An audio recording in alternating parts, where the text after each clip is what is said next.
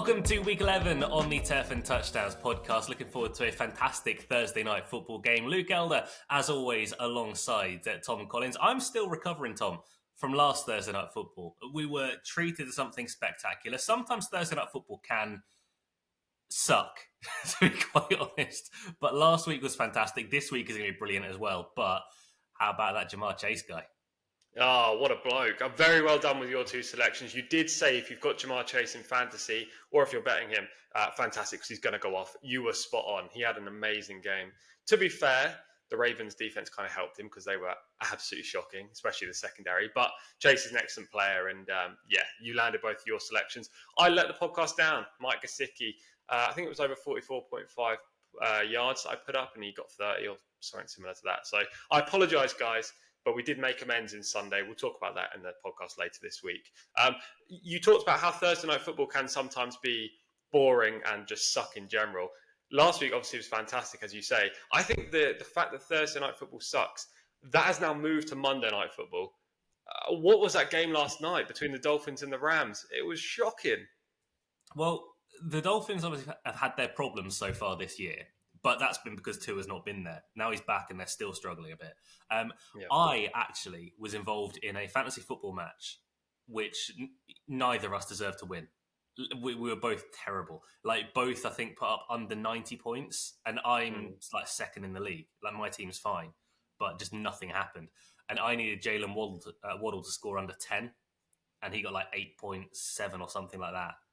It was just one of them. You know what? Have a week off. No one wins this one. Everyone loses on that part. But yeah, the Rams, I don't like them just because they are impossible to predict. They could either be amazing or they could ruin joint plays and beat the Vikings. Yeah, absolutely. That's the only joint play that's not come in so far this season. We were actually going to do a joint play on this game that we're going to talk about in a second, but it's not going to happen. But the Rams are a disappointing team so far. Should we get involved in this game? Yeah, let's do it. But different background. Yeah, I like it. But the lighting sucked, so I've gone. We're changing things here on the Turf and Touchdowns podcast. We're making things better. But go follow us on our socials. Subscribe as well. There is a button in the bottom right. Bottom right, yeah. Bottom right-hand corner. That's Tom Collins' work. Very well done, Tom Collins. But the button in the bottom right, if you are new here, click subscribe. Then you'll be able to stay up to date with everything that we do. We are available on all social medias as well. You can see our tags below at Turf Touchdowns on X or Twitter, at Turf and Touchdowns anywhere else. We're on Blue Sky as well now because everyone's on Blue Sky. So go join us over on that front. If you're joining us from Blue Sky, welcome. Thank you very much for joining us. And I must tell you about these great guys that sort of come along with us. They're kind of like the Oompa Loompa to our Willy Wonka. Is that right? Well, I'm going to go with it. I'm not making judgment at this point. It is a very odd analogy, but continue.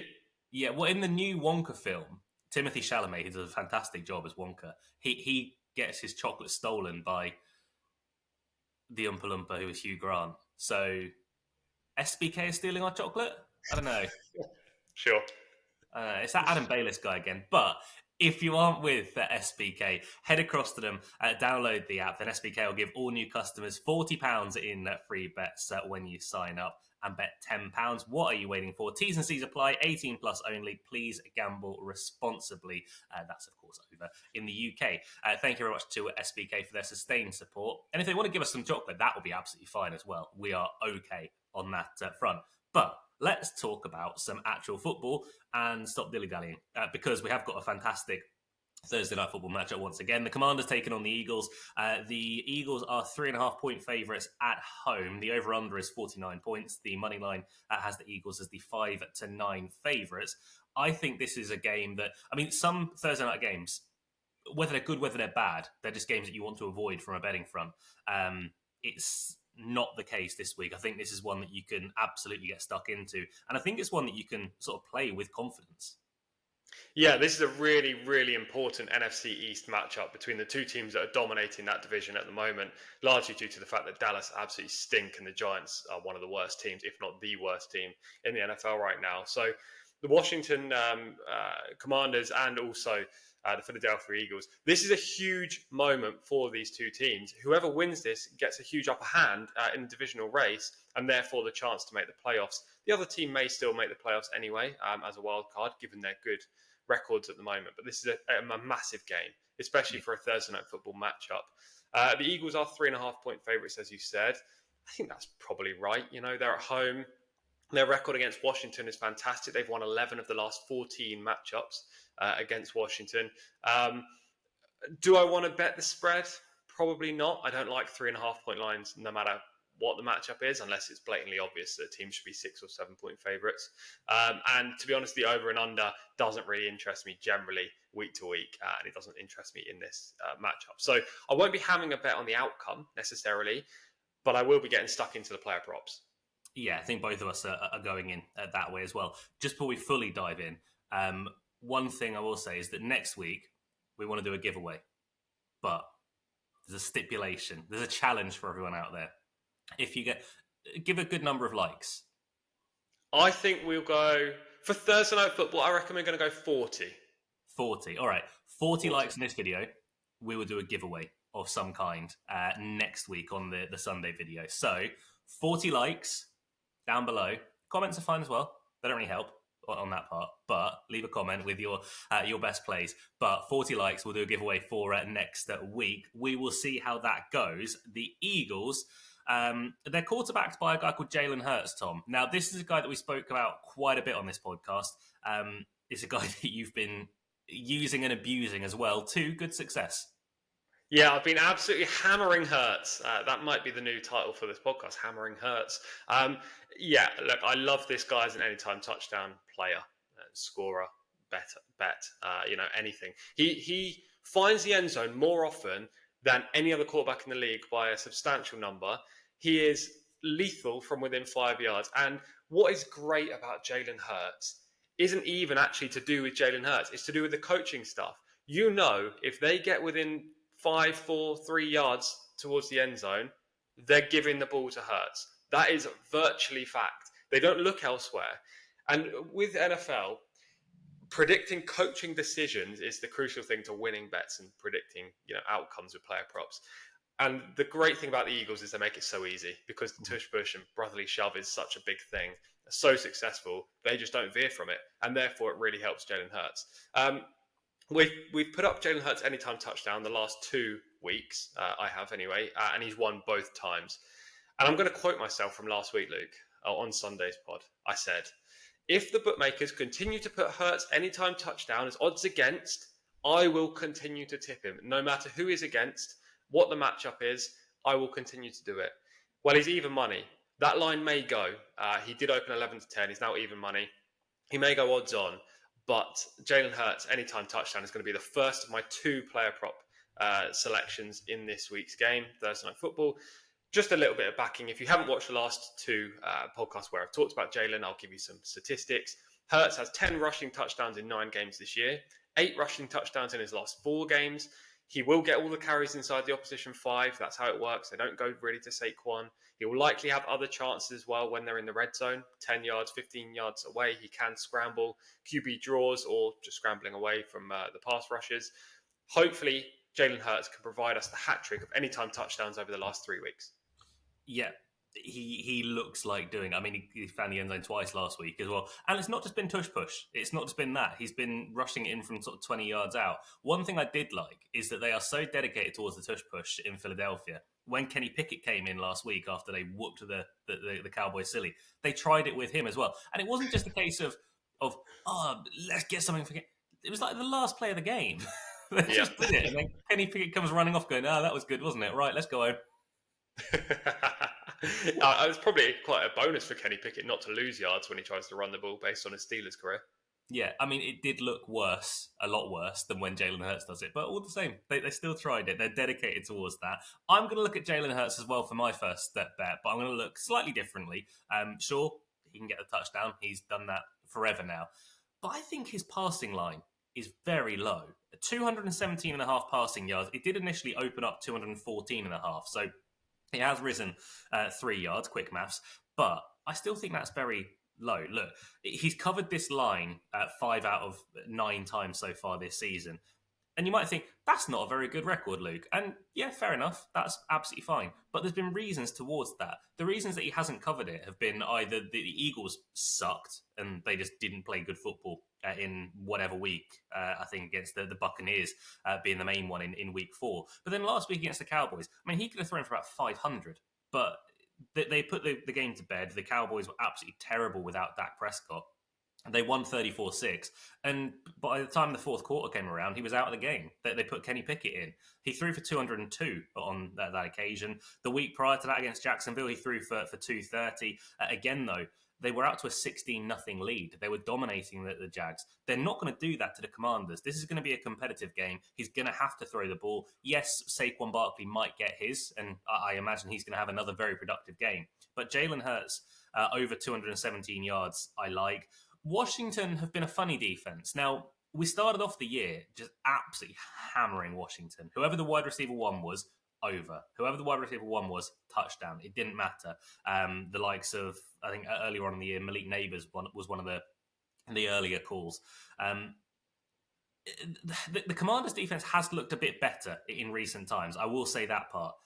But then they've also been taking on some lesser teams, and maybe they've just been a little bit flattered through it. They've picked up Marshawn Lattimore. Maybe he's going to help out. I'm not sure if he's going to play in this game or not, because he is a very recent acquisition. But against the Steelers last week, they allowed big plays. Against the Giants, I know the Giants did nothing in the first half, but Malik Neighbors still ended with a pretty decent day. Against the Bears, I mean, I don't know what's going on with the Bears. They hired Shane Waldron. That's what's going on with the Bears. Like, you knew what you were doing before you did it. That's on you. That's your fault. But the Commanders' defense, it's still leaky towards wide receivers. I think Jalen Hurts is going to have a very good day. 217.5 passing yards. To me, is pretty low. I will take that at 10-11. And we're kind of going with each other, but not quite in the same position. I wanted something AJ Brown-wise. You've taken AJ Brown sort of full on. I'm going a little bit left field and dancing around a touch. Yeah, my second player prop is to do with AJ Brown, and it's his over line. 79.5 receiving yards is his line right now. I like the over at 10-11. AJ Brown has played 6 games this year due to injury.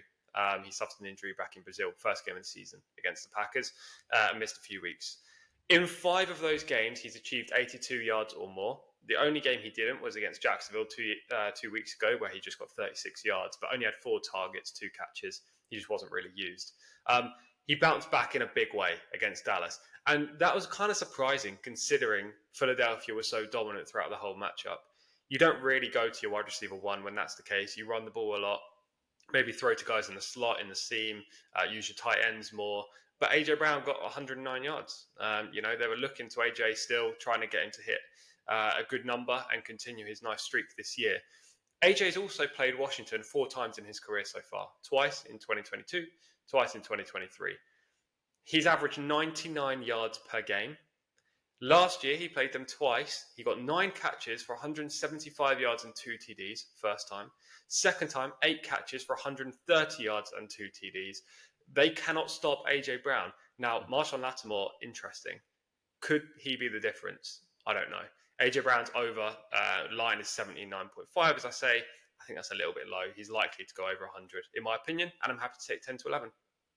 Yeah, I'm just looking to see if Lattimore is going to play. He was estimated as a did not practice on Monday. Obviously, that's the practice that doesn't exist. To be honest with you, even if he does play, I still like AJ to go over. I know Lattimore's great, but a new player in a new scheme, getting to know the defensive calls, the players on his defensive side of the ball. I don't think he's going to have that kind of shutdown corner kind of impact immediately anyway. He's a good acquisition, of course. He's one of the best in the league, but I still think AJ is going to dominate in this game. And Jalen Hurts isn't going to look away from Brown. Neither will the offensive coordinator, play caller. They're not going to look away from Brown just because Lattimore may be on the opposition side of things. First time up this year for a new team. I don't think it makes much of a difference. No, and also he might not even shadow him because you've got on the other side Devonta Smith, who is a very, very good wide receiver in his own right. So in that part, AJ Brown might be loose on certain aspects. I'm looking at AJ Brown as well. I'm going a bit more left field, but this is a market that every single bookmaker offers, so it's something that's readily available. But it's AJ Brown's longest reception to be over 28 and a half yards. That's 20 to 23, so it's still odds on, but 28 and a half is low. I'm going to quiz you here, Tom. 6 games so far this season for AJ Brown. How many games has the over landed on the 28 and a half bet for longest reception? I would, considering I know the yardage, I would say 5. Yeah, spot on. 5 out of 6 times. The one time that he didn't was 20 yards was his longest catch. I think he only had like 2 catches in the entirety of the game. That was against Jacksonville when they had a big lead early on, and they just go, well, we don't need you then. Saquon Barkley handled the ball. The other longest reception so far in his 5 games, starting off week 1, 67, 40, 41, 29, and 44. Do you know who like giving up big plays to wide receivers? Washington. Is it Washington? Love it. Yeah, Washington. Love it. How do you know? Last week, they gave up 2 big ones. George Pickens had a big play against them, and then they gave up the game by giving Mike Williams a 32-yard touchdown pass. They love giving up big plays. And it's not even a case of Jalen Hurts needs to sit back and just bomb a 50-yard pass down the field. AJ Brown is more than capable of running a slant route and just taking it 30 to 40 yards, taking it further, even taking it to the house. I think this is a bet that we can play with AJ Brown. I like the fact that we're both going Hurts and Brown as well, in that they sort of help each other out a touch. But I think AJ Brown could have a very big day. Longest reception over 28 and a half yards is a bet that I very much like. But from one stud wide receiver last week, Tom and Jamar Chase, to another stud receiver in AJ Brown, the torch is being handed over. Hopefully we have a couple of good games from both Hurts and Brown. To be fair, if the Eagles succeed, they win the game and they put up a decent amount of points, then I think at least, well, we should be firing some winners in here, and with a little bit of luck, we'll go 4 out of 4. But, the NFL is obviously predictably unpredictable and anything can happen. But hopefully we've kind of nailed our colours to the right mast. We've had a good run of things over the last week or so. So fingers crossed for another good Thursday night. Go check out SBK. Link is in the description down below.